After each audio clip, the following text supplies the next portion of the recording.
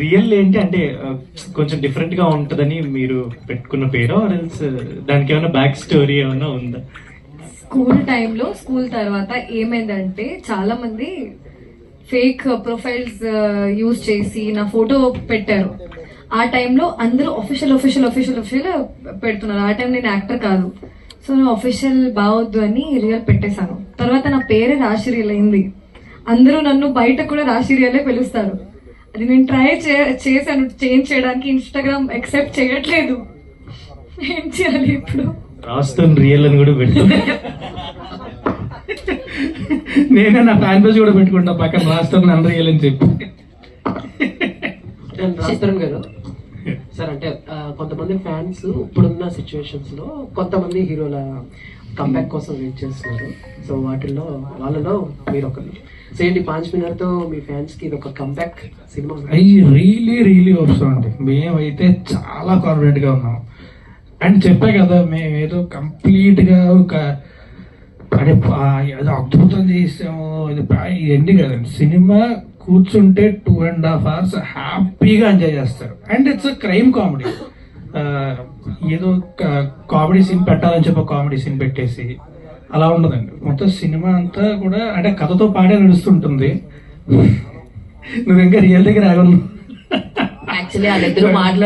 అదే, బట్ కథతో పాటే నడుస్తుంటుంది అండ్ కథతో పాటే ఫన్ జనరేట్ అవుతుంది కూడా. సో హ్యాపీగా ఫ్యామిలీ అంతా కలిసి ఎంజాయ్ చేయొచ్చు సినిమాని. అంటే లైక్ అంటే కొన్ని సినిమా ట్రైలర్లు టీజర్లు రిలీజ్ అయినప్పుడు సోషల్ మీడియాలో సో పాజిటివ్ ఎంత ఉంటుందో నెగిటివ్ కూడా కొంచెం ట్రోలింగ్ అలాగే ఉంటుంది.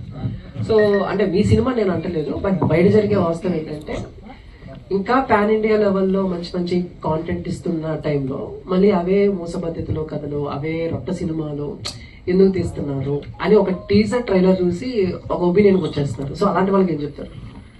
నేను హానెస్ట్గా అయితే నేను సోషల్ మీడియా చాలా తక్కువ, పెద్ద అలవాట్లేదు నాకు. నేర్చుకోవడానికి ప్రయత్నిస్తున్నాను. అది త్వరలోనే I think I will be little active.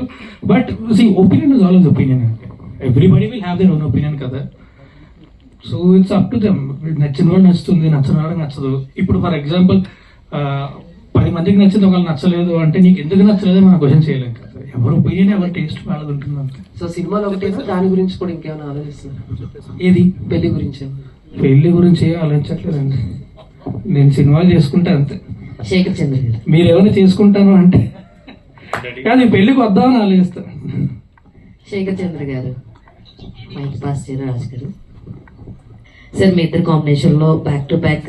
ఆయనకి అప్పుడే పెళ్లి ఏంటండి, ఎందుకు లాక్ చేసేస్తారు ఆయన్ని? సూపర్ గా మంచి సినిమాలు ఆయన స్ప్రింగ్ యూత్ ఎంతమంది ఫ్యాన్స్ ఈ సినిమాతో పేలితే కనుక మామూలుగా ఉండదు అయింది. మేము లాక్ చేయట్లా, మీరు లాక్ చేస్తున్నారు, మీరు లాగుతున్నారు. సార్ ఎక్కడో మీ ఇంటెన్షన్ కూడా అదే అని తెలిసిపోతుంది ఇప్పుడు మీరు అలా మాట్లాడుతుంటే. ఏంటి ఇంటెన్షన్? ఆ పెళ్లి గురించి. యాక్చువల్లీ మీరు బ్యాక్ టు బ్యాక్ ఇప్పుడు 4 ఫిలిమ్స్ కదా సార్ రాజ్ గారి తోటి. ఇద్దరిది సూపర్ హిట్ ఆల్బమ్ ఉంటుంది.